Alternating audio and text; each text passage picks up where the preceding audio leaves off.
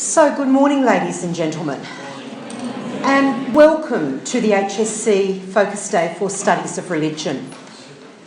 At the outset of our morning today, I acknowledge with deep respect the Wangal people, the traditional custodians of this land, the land on which ancestors have walked from all time. We pause as a mark of respect in gratitude for their stewardship and as a sign of our commitment to walk the journey to reconciliation.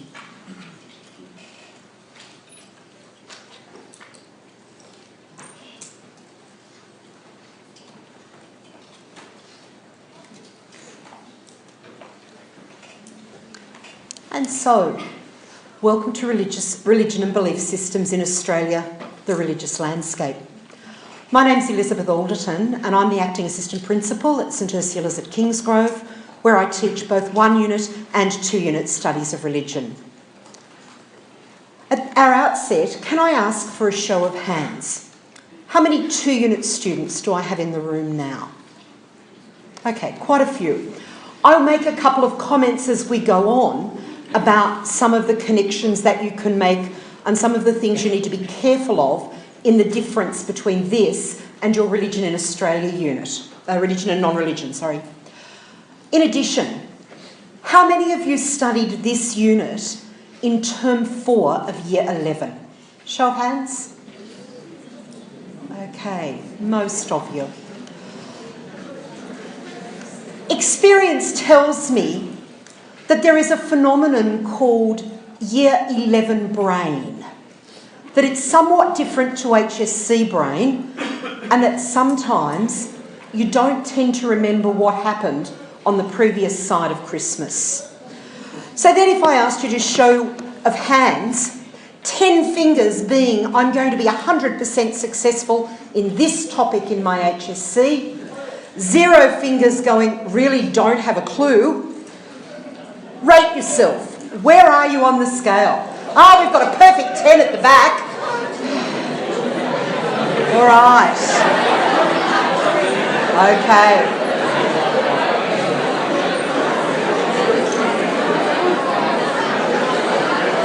All jokes aside, ladies and gentlemen, it's a very important exercise. Because in around about 4 weeks' time, actually 5 weeks today, if you're sitting the CSSA paper, you're going to be sitting your trial HSC in Studies of Religion. And you need to be able to back yourself. And if the answer is 3 or 4, then listen very carefully and work out what it is that you need to know for success in your HSC. So this topic, as you would be aware, has 2 strands. It has the religious expression in Australia strand. How is it and how did it get to be that way? It also has the Aboriginal spirituality strand. I'm not going to deal with the Aboriginal spirituality strand today. There is a workshop run by Julianne Manson and Lisa Buxton, and they're dealing explicitly with that content. So if you need a bit of help there, I've never heard Julianne speak, but Lisa is an absolute expert, so go along and hear them. So today I'm going to focus on the religious landscape in Australia. Literally what it is and how did it get to be that way. So we look at the numbers and things that influence the numbers. And then if we've got time, we'll move on to look at ecumenism and interfaith dialogue and the role of religious traditions in the process of reconciliation. So what are you asked to do with it?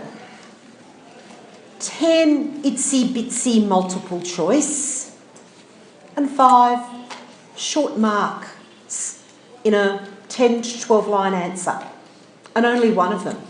Kind of sounds pretty snacky. But if you're a 1 unit student, that 15 marks is 30% of your HSC. And it is the part where often students race through it in the exam and often they neglect it because it looks easy. I don't believe that it is, and every year we as teachers, I don't know whether you know this, but we as teachers get a breakdown of how our students perform across the HSC exam. And when I speak to my colleagues and when I examine my own students' results, This is the one where there is the greatest margin for error. And any time I've taught a student who's got 49 out of 50, it's been a multiple choice that's been to blame. So it's not as easy as it looks. So let's have a look at what the syllabus asks. 2 parts. It gives us the general outcomes for this topic. They're very general. A lot of them come back in with our depth studies. But have a look at the verbs. What you would be perhaps more familiar with are these, the Learn To statements. What it is you're expected to be able to do by the end of your course. Outline, account for, describe, evaluate, examine. They sound perhaps a little easier. But the Board of Studies is unequivocal in its statement that you can be asked any of the verbs that relate to this topic. So when we put them next to each other with our lovely little outline and account for, and then describe, evaluate, examine on one side, we find that if we look at the general unit outcomes, we have things like analyse, synthesise. So what's to stop the board putting a stimulus on that's really, really hard that asks you to do that analysis? This is where you need to be very aware of the scope of this unit. So it's good to learn a whole lot of facts, but what you do with those facts, how you analyse them, how you explain them, how you assess and relate them, that's the key to success in this unit, as it is in all of your topics in SOR. So our syllabus says we outline the changing patterns of religious adherence using the census data, and we account for the religious landscape. And we account for it in those terms. The outline, well, I won't say it's easy. If you're not a maths brain, some students run 100 miles when you put numbers on the screen. But it's doable and it's manageable. When preparing for this unit, there are a few things that you really need to be aware of. You need to be aware of the time frame. In a lot of our textbooks, you will see census graphs that go back to 1901. Irrelevant. We're interested in what happened after 1945. So our first set of census data for that period is the 1947 census.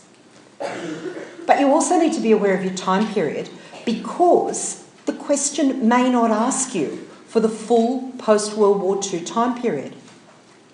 It might ask you for this century. It might ask you for the period 1945 to 1981. It might ask you in the 20th century. So you need to be aware of your time frame. You also need to know your numbers. Hands up, what percentage of Australia's population is Christian in the 2011 census? Almost 62%, 61.7%. What about in 1947? Anybody want to have an educated guess? 40? No, quite the other way. 88%, almost. It's 87.6%. Do you notice why time period is important? It's great for us to know the 2011 stats. But if we're asked to do trend data, we need to know where it starts, we need to know where it finishes, and we need to know what's happening in between. So we've got to have a fair idea of what's going on for the major religious traditions and the largest of the denominations within Christianity. We also need to know different ways of looking at the numbers, and I'm going to do that this morning, and the language of comparison. Biggest, smallest, fastest, slowest. What do those words mean when they're applied to this data? So this is going to look very familiar, yeah?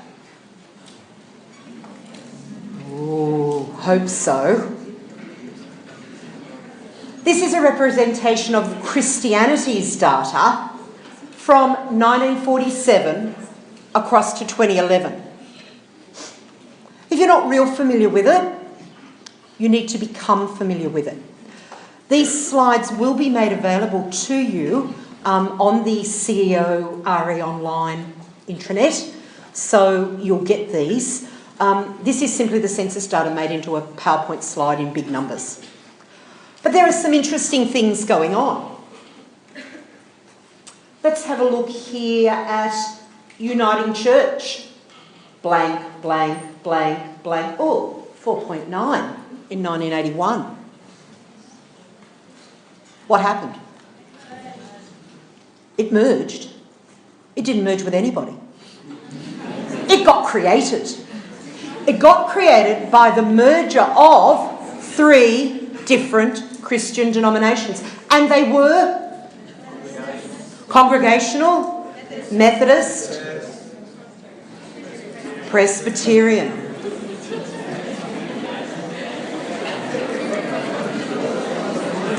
Okay.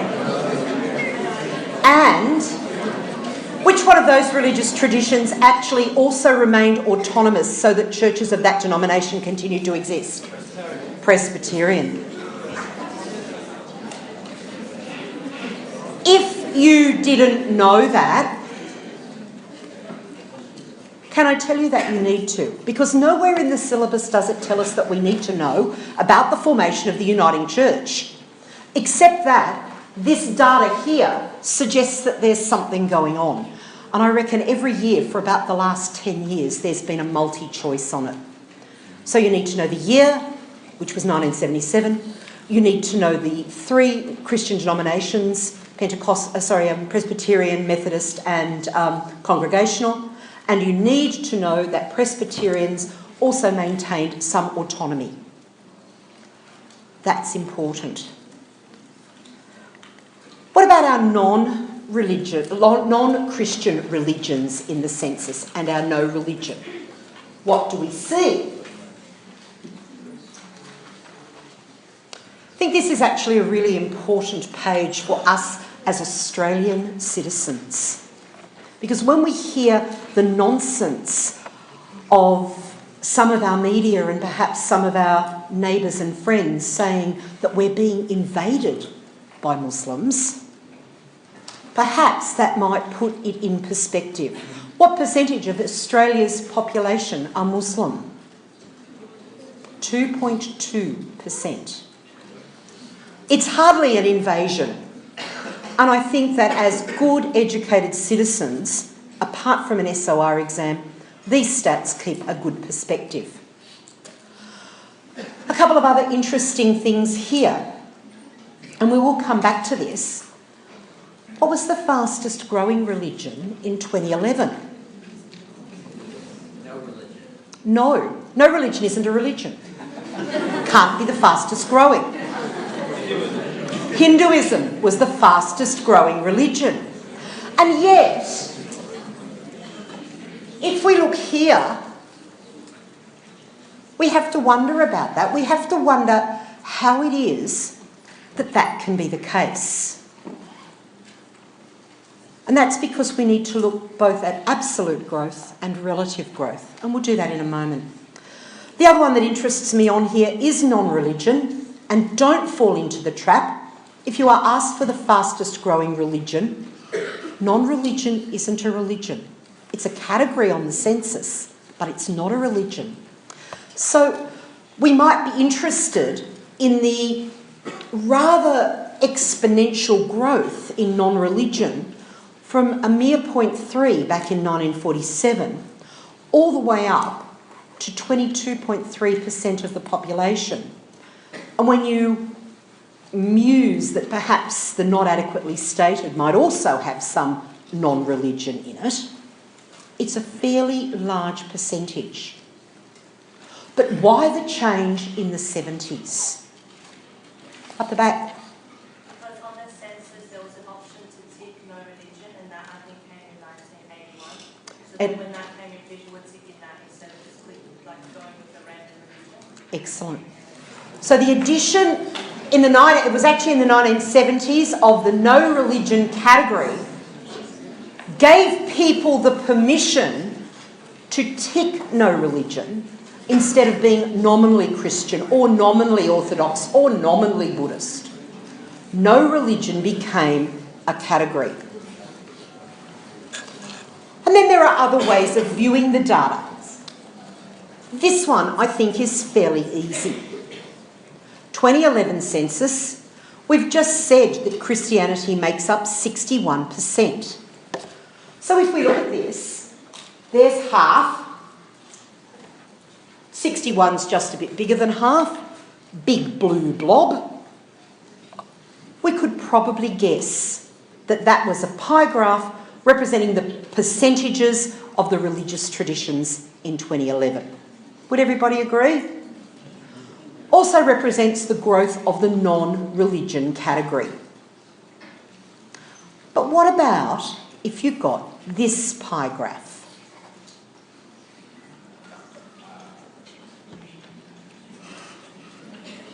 Now, there's deliberately no labels on it, ladies and gentlemen, but it is the 2011 census data. And what it is Christianity taken as a whole. So if we looked at the total distribution of Christian affiliation, what we find is that our two largest groups are Catholic and Anglican. This is Christianity. And so I could then put up those labels for you, and you could concur by comparing them with the table data that in fact that's the correct answer. It's just a little trickier though, because we don't tend to see Christianity as a whole, or we don't tend to see religious traditions other than Christianity as a whole. There is no compulsion for the Board of Studies to give us what we expect. So it's really good for us to look a little more broadly.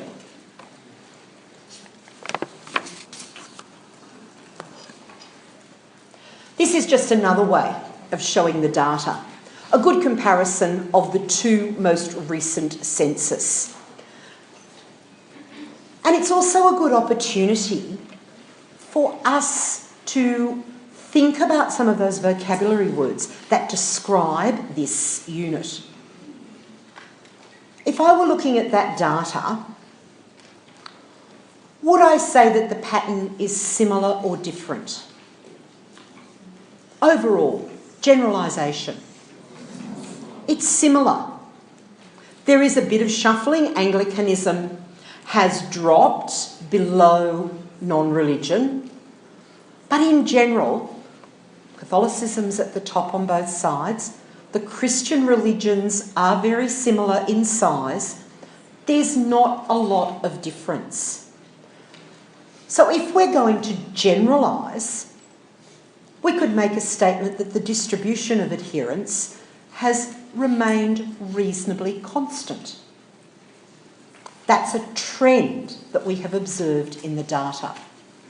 Highest, lowest, all of those sort of words we need to be able to use, because we're given 5 marks and about 12 lines. So we don't want to waste the first 4 lines cranking it up, thinking about what we're going to write. We need to be able to use the terminology so that the answer is explicit. So let's return to that outline word. What happened?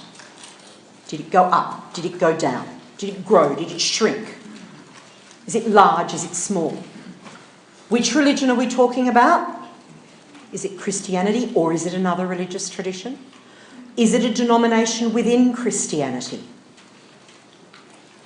When did what we're talking about happen?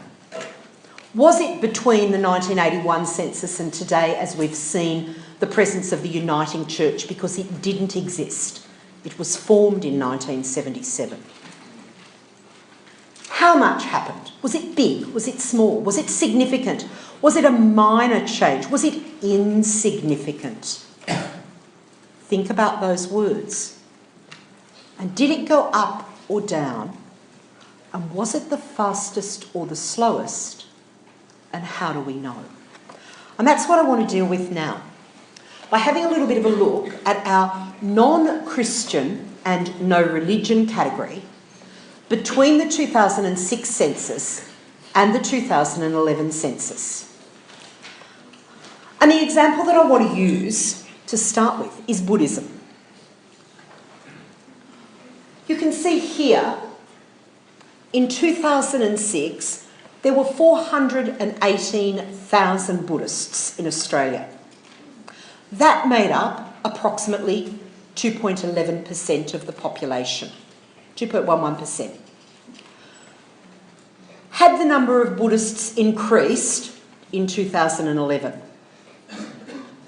2006 it was 418, 2011 529,000. It's gone up. It is now 2.46% of the Australian population. But it has experienced a growth rate of 26%.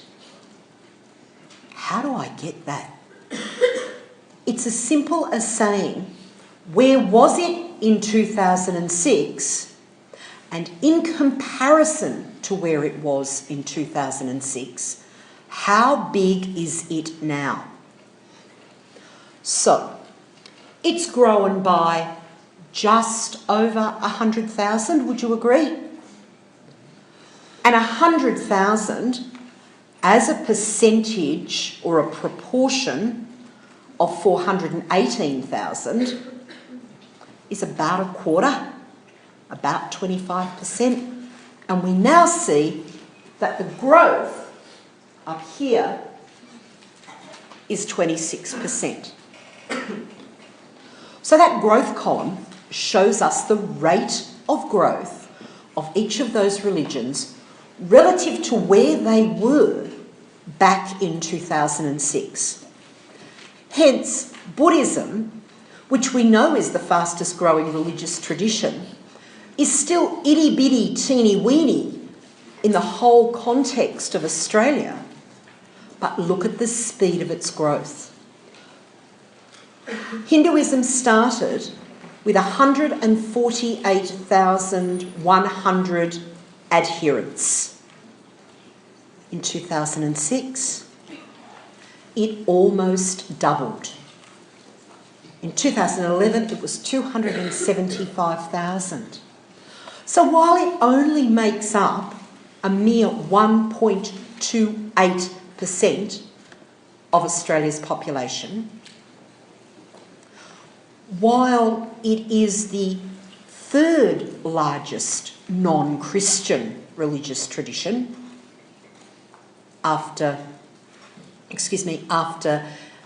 Buddhism and Islam, it experienced the fastest growth rate of a whopping 86%. Does that make sense? Yes. Is it a requirement to account for the source of that increase? I think it is, but what we're doing at the moment is we're doing the account for. So this is the summary of the account for. Now we're going to have a look at, describe.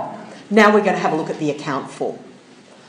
And we can do the same thing with the Christian stats. And I put the Christian stats up there to show you that in fact the fastest growth in Christianity, the second fastest growth in Christianity is actually a negative growth. If a denomination has less people in it than it did the last time, its growth is negative. So if we look at that, we can see that the Anglican Church has experienced a small negative growth, a significant negative growth in the United Church, and interestingly enough, a significant growth in both the Baptist Church and the Pentecostal churches relative to what they were. And maybe now, when we go into the account for, we might be able to find reasons for that. So, over to you. Talk to the person next to you for 30 seconds and answer those questions. I think it's pretty amazing that I've really spent half of the lecture looking at the statistics, because I think that unless you're a maths brain, stats actually scare people, and they're not that scary when you break them open.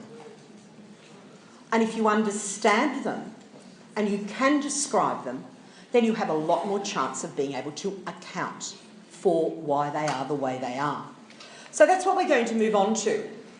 We've done the description, we've done the figures, the trend language, the traditions and the denominations. Now we're going to go and have a look at some key factors.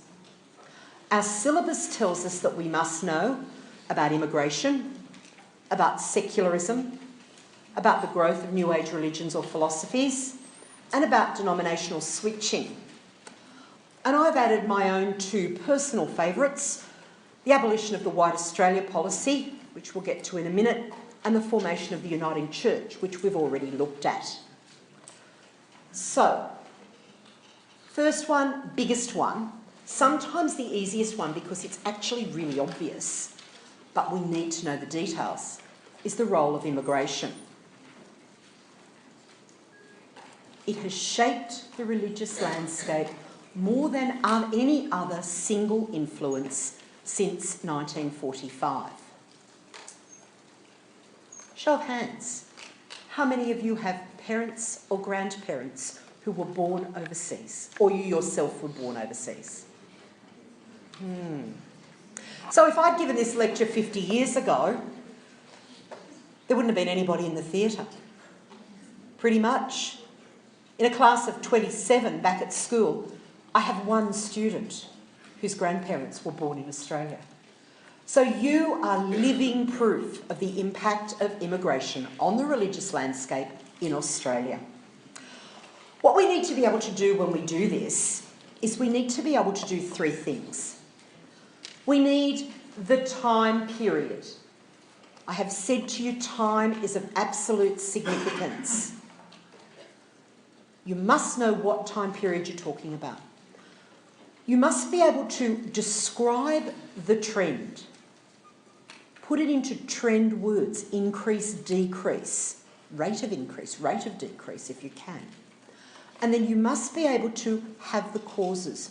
You must be able to account for, because accounting for is absolutely crucial to this exercise.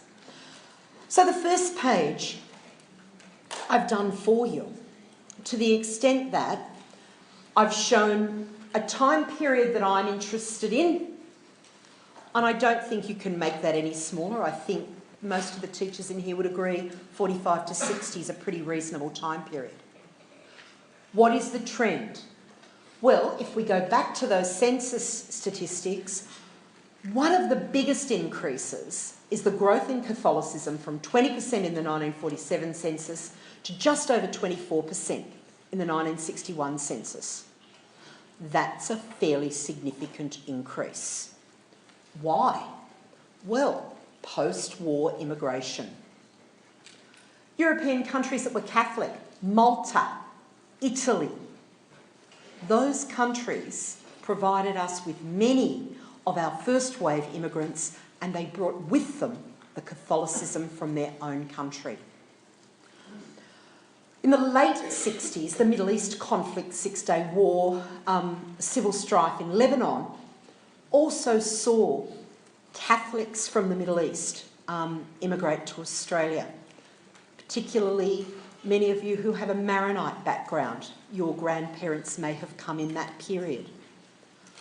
And also, not surprisingly, because Greece and Macedonia were so badly impacted by the Second World War, we also saw the initial rise of orthodoxy from just under 0.2% to 1.6% over a 15 to 25 year period. Because Greek Orthodox immigrants came from Greece, Macedonian Orthodox immigrants came from Macedonia, and so on. In the 1970s, a little different. Islam appears on the census for the first time.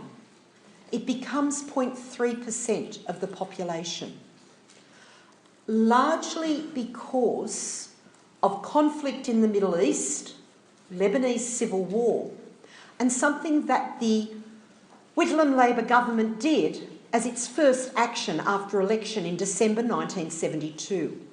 It finally abolished the White Australia policy, which had been in decline for about 15 years, but it finally abolished it.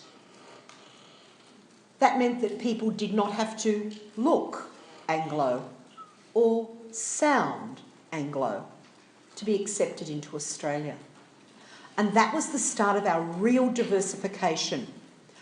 We also had Catholicism in the 70s at its peak, fuelled largely by continued immigration from Lebanon, but also a large number of Vietnamese refugees arriving as a result of the Vietnam War. And many of the Vietnamese refugees that came to Australia were Catholic. Some not, some Buddhist, but many were Catholic. So Catholicism peaks at 27%. You can, nope, that's not what I wanted to do. You can see here, I've added the numbers. We can then go through each of the other decades, and you'll notice I haven't added the numbers. And I don't give the numbers to my own students because I think that you've got to engage with them yourself. You've got to understand them. So you get your printed census document and you get this PowerPoint or your summary, your own grid, and you add the statistics so that you do know some numbers.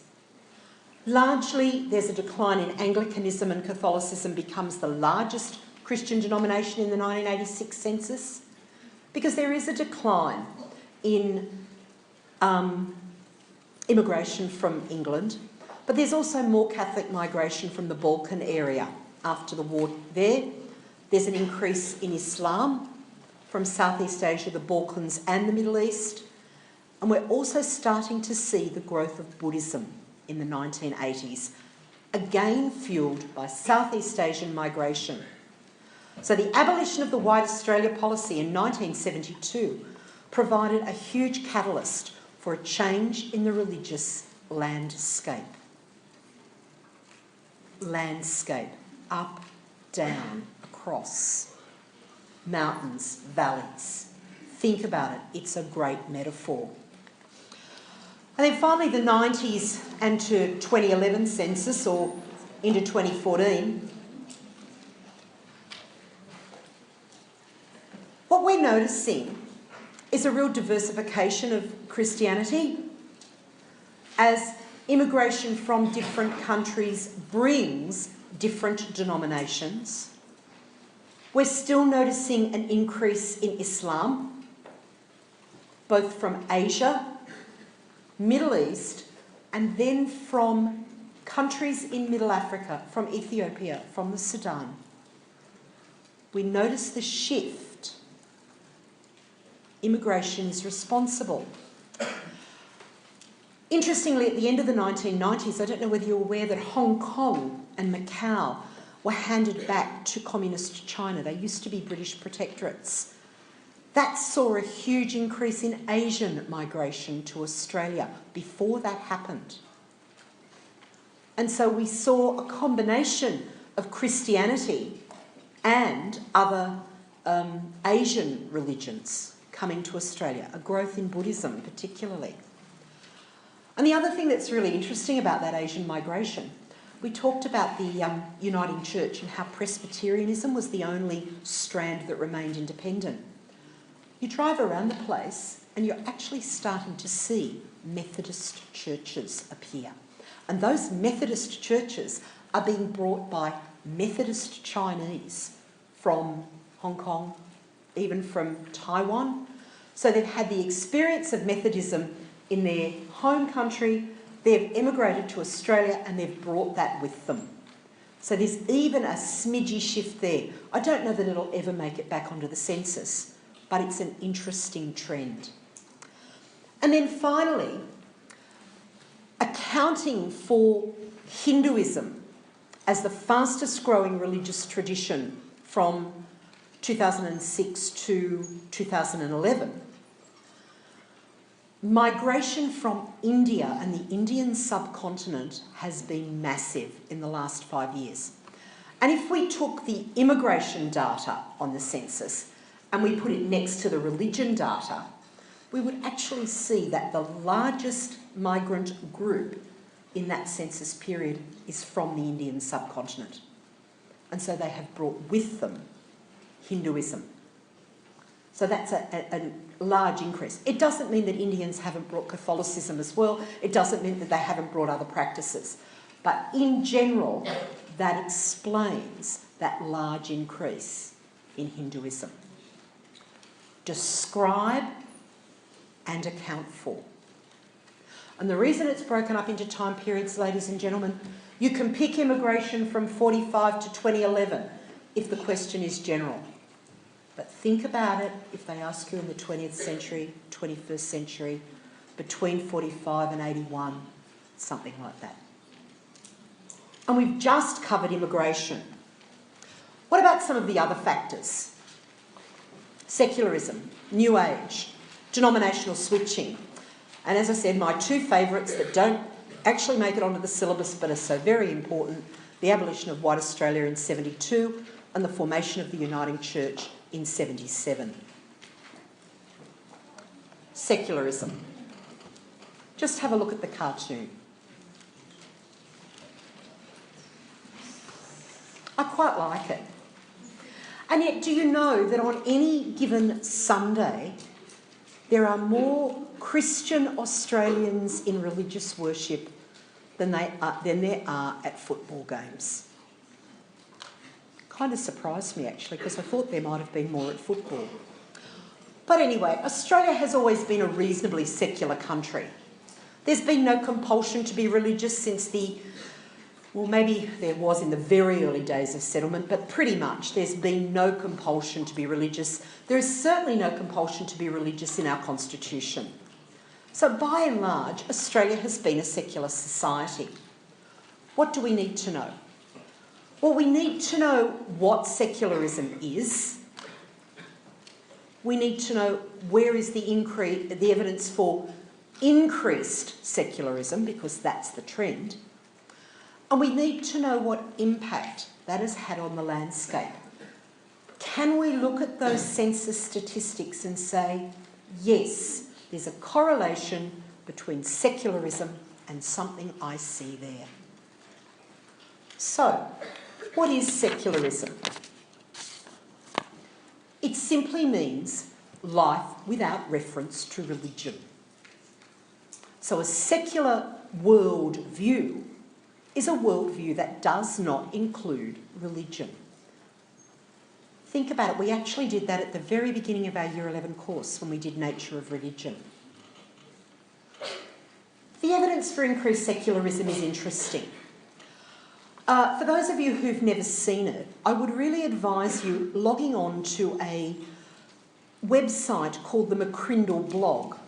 You find it at mccrindle.com.au, mccrindle.com.au, and it has some fabulous infographics, both for 1 and 2 unit students, about the religious landscape in Australia, and also for your religion and non-religion topic.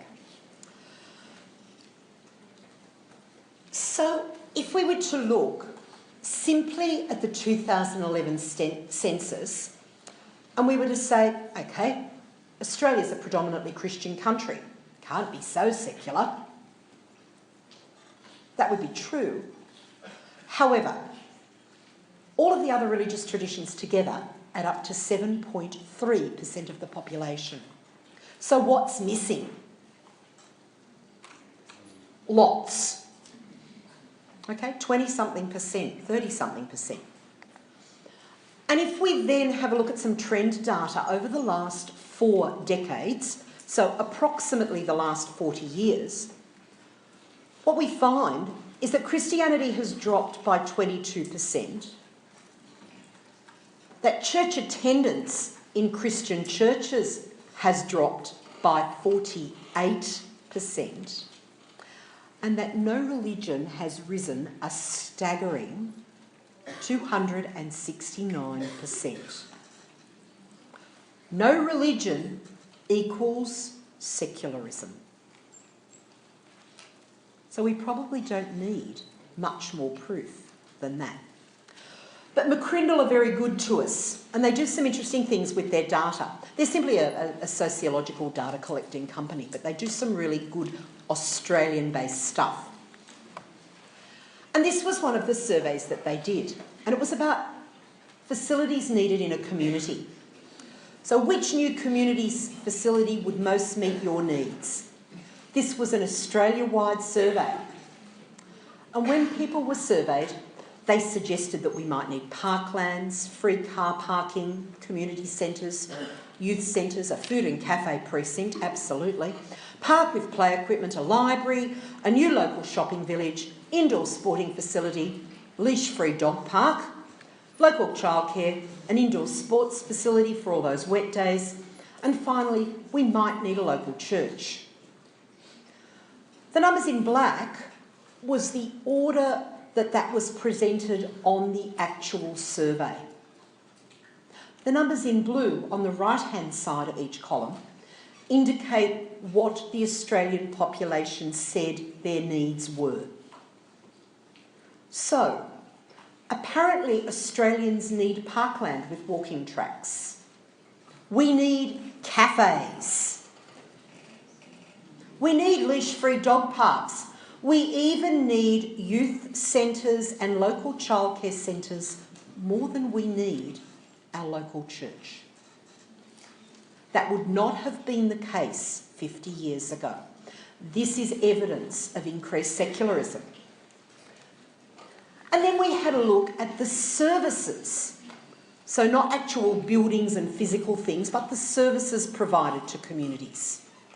And they were asked to view things like youth groups, employment training, counselling and crisis support, kids clubs and playgroups, seminars for seniors, financial seminars and advice, parenting support seminars, English classes for migrants, relationship seminars, and spiritual input and church services. You'll notice that financial information is very, very much more important than church services. That made it in just above migrant English classes. And try as I might, I haven't been able to find out the actual suburbs where this was done, but I'm wondering whether perhaps it might have been done in a predominantly Anglo area, I don't know. But I do think it's interesting, and for those of you who do the 2-unit course, think about the rise of materialism. This is perfect evidence for your rise of materialism. The second thing that the syllabus asks us to look at is New Age philosophies. The term that the syllabus actually uses is religions. I have a bit of an issue with it because when we go back to our preliminary course, we said that religions have certain characteristics. We said that they have beliefs and believers. We said that they have sacred texts and writings. We said that they have deities or divine powers. It is not necessarily true that the New Age has those things. So I tend to use the term philosophies to describe the New Age. Anything about the New Age that captures the need of an individual. So these philosophies are not necessarily well organised. They don't necessarily have groups of followers. They're very individualistic, fitting in with the cult of the rise of the individual. And they are not necessarily exclusive of religion. I imagine that many of you in the room are at least nominally Catholic. How many of you have looked at your star sign in the last 12 months? Been for a massage, perhaps? had your palm read, maybe looked at some tea leaves, maybe worn a crystal or two. Welcome to the New Age. You see, they're not exclusive of religion. They're simply about personal fulfilment. And I would alert the 2-unit students to the fact that this is very different to the new religious expressions that are part of your 2-unit course. They are religious expressions. And I know Miss Kleist is going to talk about those in her presentation today. So we asked the same question for New Age philosophies as we did for secularism. What are they? Where's the evidence? And what impact have they had on the landscape? Well, I would suggest that you are probably evidence of this. Quite like this cartoon, it sums up the New Age beautifully.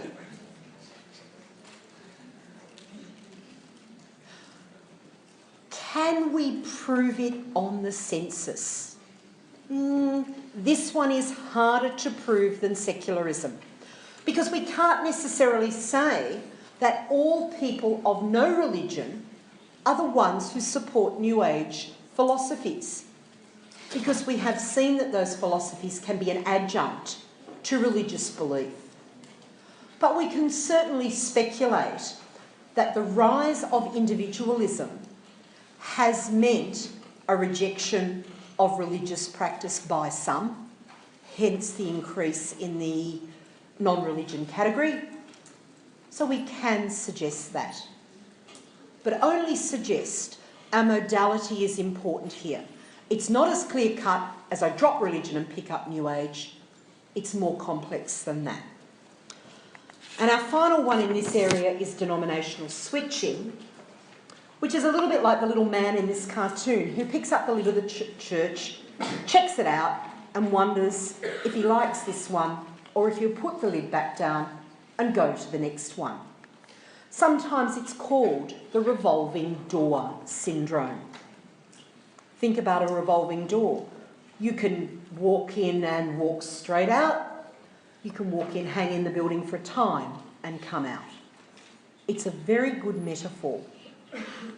What can we say about it? It is fluid movement between Christian denominations. Fluid movement between Christian denominations. Largely, it is a Protestant phenomenon. There is less denominational switching in Catholicism and Orthodoxy. Largely, it is a young person's phenomenon. So those under 30 are the greatest number of denominational switches. Reasons cited, personal fulfilment, like the minister, like the community, like the music. However, it's interesting that as rural Australia shrinks, we're actually finding the denominational switching phenomenon happening for very pragmatic reasons in rural communities. A friend of mine is a Protestant who lives in Tasmania. And it's a very big problem down there because the population is so small and the religions are shrinking. In your local community, you might be Baptist and your Baptist church closes, and your Anglican church closes, but your Uniting Church remains open. So you shift so that you can still attend a Protestant denomination. May not be the Protestant denomination of your choice, but if it's that or drive 200 kilometres to the next town, then maybe you might take that option. So there's a whole lot of reasons for denominational shifting. Again, its impact on the religious landscape, it's harder to say because there is a shift in and a shift out. But if we look at the general rise in Pentecostalism from 0 in about 1976 census up to 2.8 in our 2011 census, then in fact what we find is a substantial amount of evidence for Pentecostalism growing at the expense of other religious traditions, Protestant religious traditions by and large. It doesn't seem to be affecting the Baptist Church to quite the same extent at present, But the National Church Life Survey says that there is a fairly fluid movement and that within their lifetime, most Protestant adherents of Christianity will switch denominations at least twice.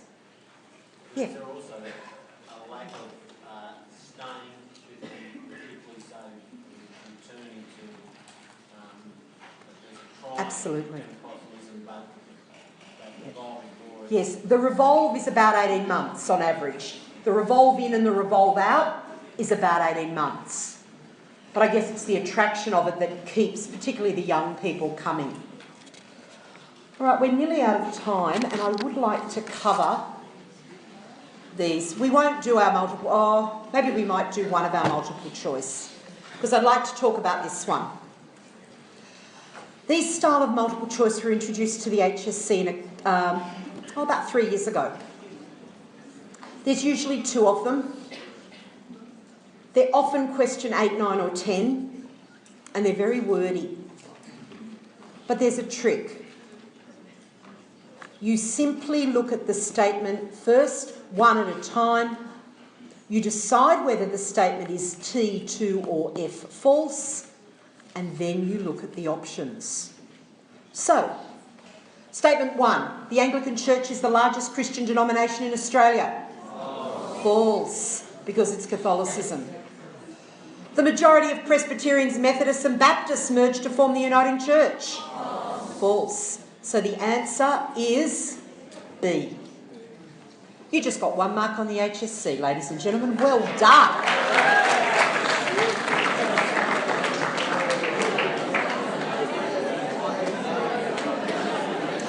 I'll spend a little bit of time on this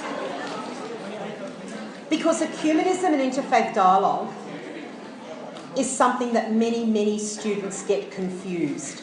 And this is often an area that our 5-mark response can be written on in this topic. What we are asked to do with this is 2 different things. So not only is ecumenism different from interfaith dialogue, but what the syllabus asks us to do with it are 2 different things. For ecumenism, we are asked to describe the impact. We're actually supposed to say what has changed or what has happened in descriptive terms. And we're supposed to do that with reference to the work of 2 ecumenical organisations. The New South Wales Council of Churches, now called Churches Together New South Wales and ACT, and the the National Council of Churches of Australia. With regard to interfaith, we're asked to evaluate the importance.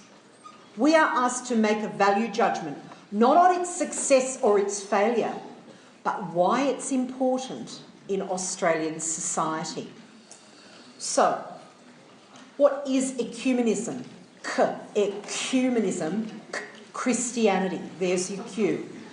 Ecumenism refers to the movement towards religious unity among Christian denominations. It's about acknowledging that unity in Christ outweighs religious difference. It's about Christ. It is not about combining all denominations into one, and it's not about religious traditions other than Christianity. It is solely about denominations within Christianity. And so the syllabus says to us, okay, National Council of Churches, ecumenism looks a bit like that. We have to describe the impact of it. So, what I've done here is purely and simply said what the New South Wales Ecumenical Council is. As I said, now called Churches Together New South Wales and ACT. It has 16 member Protestant churches. And you can see, using Ephesians chapter 4, its mission is about maintaining the unity of the Spirit and the bonds of peace, and it's about being committed to the gospel. Gospel equals Jesus. This is a Christian phenomenon. What do? They do lots of things, heaps and heaps and heaps of things. But one thing that they do is they have a Peace and Justice Commission, which works to enhance outcome for asylum seekers. To improve peacemaking, they have an International Day of Peace, prayer on the International Day of Peace on the 21st of September every year. It's organised by New South Wales Ecumenical Council. They also are involved in an initiative called the House of Welcome, which welcomes asylum seekers. So the justice arm of the Peace and Justice Commission makes a difference in provision of services and advocacy for asylum seekers. It makes a difference. They also had a conference last year, a forum on peace with justice. The flyer is actually still on their website. If you're a TUNIT student, it's worthwhile knowing about because it's a great example for Christianity and peace. The NCCA, formed after the New South Wales Ecumenical Council in 1994, has 19 member churches. One of them is the Catholic Church. Catholic Church is not a member of the New South Wales Ecumenical Council, but it does work in partnership with the state body. So it's the peak body for ecumenical activity in Australia. And this slide, which you won't be able to read, but I put it up because you need to go to the NCCA website if you haven't seen it. This summarises everything they do. So this is just a slide off their page. And what we find here is really important initiatives like this one, Aboriginal and Torres Strait Islander Ecumenical Commission, in which Christian religious denominations work together, they lobby governments, they make all sorts of statements in defence of our Indigenous brothers and sisters. They were very, very vocal earlier this year when the Abbott government wanted to close remote communities in Western Australia. They were also very, very vocal in the action in the Northern Territory. They're also involved in environmental things. And last year there was a day on World Environment Day 2014, Raise Your Voice and Not the Sea Level. And it was a ecumenical gathering to look at ways that Australians can advocate for climate change. If you do Christianity and environmental ethics, there's a really good example. And I've already spoken about NatSec. Interfaith dialogue, on the other hand, is different. Interfaith dialogue is about developing greater mutual understanding between different religious traditions. Between traditions. It is not about faith. It is not about unity. It is not about making religions the same. It's about meeting people where they are at, sometimes combining for the common good, and educating to dispel fear and prejudice. That's what interfaith dialogue is about.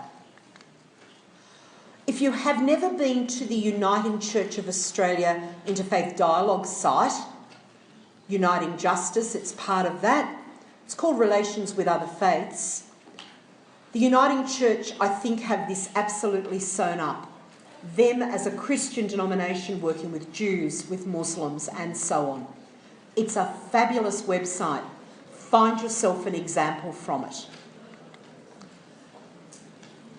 If we're looking at evaluating success, then we're barking up the wrong tree. We're looking at evaluating the importance. Education is of primary importance. Last year, the New South Wales Council for Christians and Jews ran a forum run by an American Jewish professor of Christian studies. And they invited Christians and Jews to come to Emmanuel Synagogue at Wallara and hear Dr. Amy Jill Levine speak on Jesus, the misunderstood Jew. It was a fabulous night. It was challenging for the Jewish members there.